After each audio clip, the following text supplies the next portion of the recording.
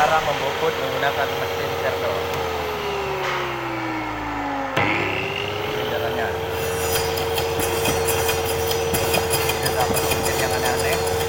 Kita manfaatkan saja gergaji meja ini untuk melakukan pembusukan supaya akhirnya bisa bundar sempurna. Hanya butuh beberapa klik.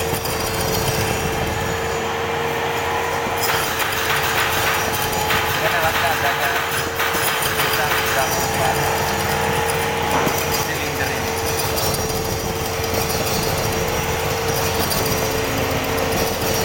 Ini caranya.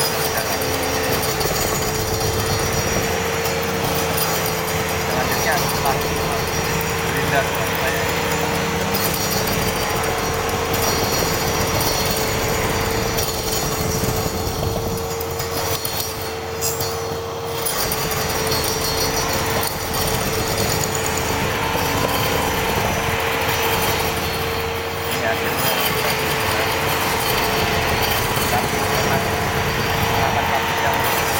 lama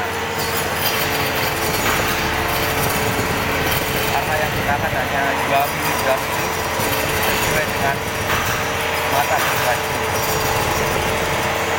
gergajinya bawah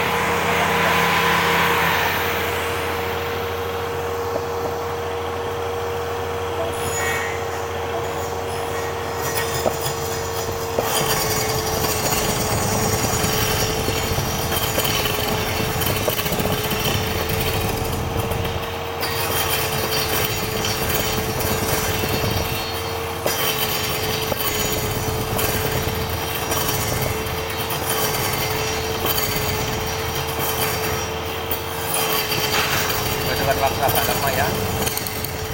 Untuk yang panjang 10 cm panjangnya ini memakan waktu kira-kira 15 menit.